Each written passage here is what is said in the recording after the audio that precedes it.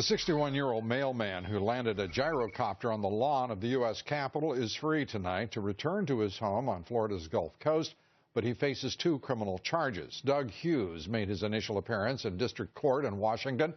He was released on his own recognizance and instructed to check in weekly with authorities in Tampa. Hughes charged with operating an unregistered aircraft and violating national airspace in what he said was a political protest about the influence of money in politics. The first charge carries up to 3 years in prison, the second up to a year. His stunt raising questions about security at government nations. Neither the military, the Capitol Police, or Secret Service, or NORAD managed to stop him, allegedly because he flew low, as they say, under the radar. Turning to shocking new numbers linked to the president's executive amnesty fiat, the Obama administration has granted some 541,000 Social Security numbers to illegal immigrants under the president's original 2012 deportation amnesty for so-called Dreamers. One of our next guests says that means almost all of the illegal immigrants approved for amnesty are being granted work permits, Social Security numbers, opening the door to government benefits ranging from tax credits to driver's licenses. And joining us tonight, the author of that report in the Washington Times is the Times political editor, Stephen Dinan. Stephen, good to have you with us. And with us as well, National Review investigative reporter Jillian K. Melcher. Good to have you here as well. And it's let's start with, I want to turn first, Stephen, to you, and give me in short order, if you will, as succinctly as you can, the impact of what you think you reported here on 500,000 people just being given Social Security numbers. Yeah, look, this is the problem with executive action, is that you have unintended consequences to that. In this case, when you get a work permit, which goes along with the deportation amnesty, you also are allowed to apply for a Social Security number.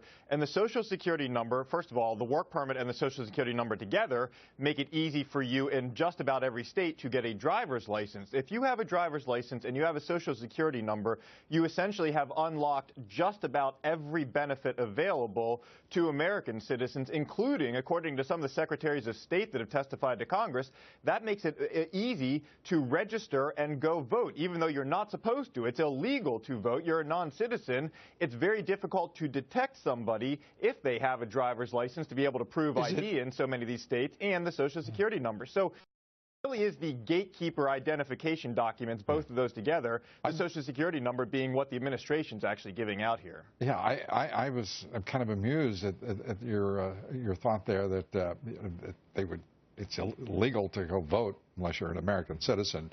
I'm sure that should not be too daunting, an obstacle for folks who haven't been hesitant to cross our border. Anyway, a terrific report, Stephen. These are numbers that are so compelling. This is an administration that has told the American people it's going to go its own way.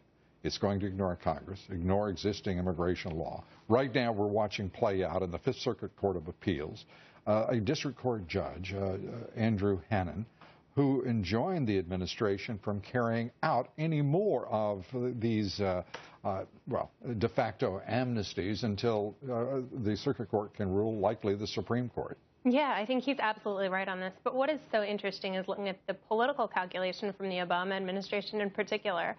I think immigration is one of these issues that has great bipartisan potential. I mean, there are anti-immigration Democrats, there are pro-immigration Republicans.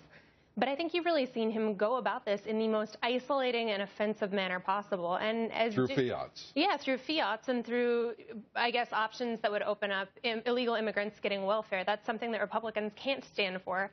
But I think what the Obama administration knows is that the Hispanic vote is an important one, and that we have several candidates who have high appeal to Hispanic voters. So it's using this as a wedge issue. Interestingly enough, we have seen a significant erosion among Hispanic voters for the Democrats in the 2014 and the midterm elections, and a gain, I would say a significant gain for Republicans. Let me turn back to that one point, Stephen, as we look at illegal immigration. I've noticed that none of the candidates running about these developments as they occur.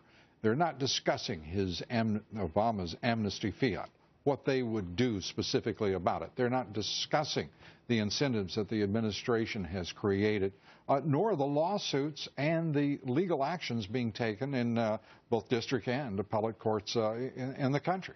That seems like every one of these candidates is trying to run and hide from the issue.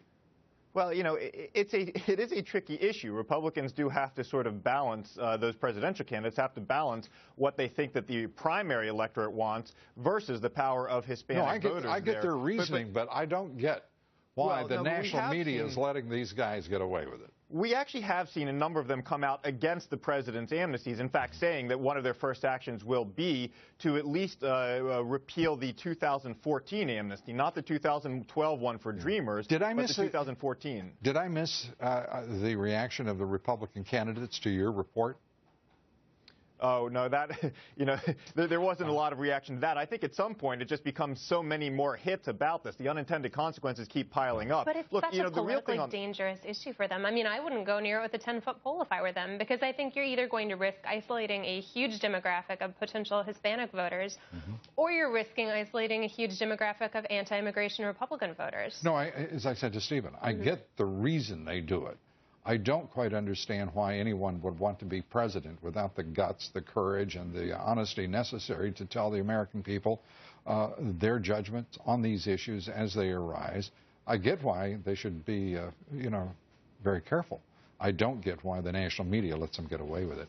Stephen, again, terrific reporting. Thank you very much. Jillian K. Melcher, thank you for being with us. Thank you. Thank you, Lou.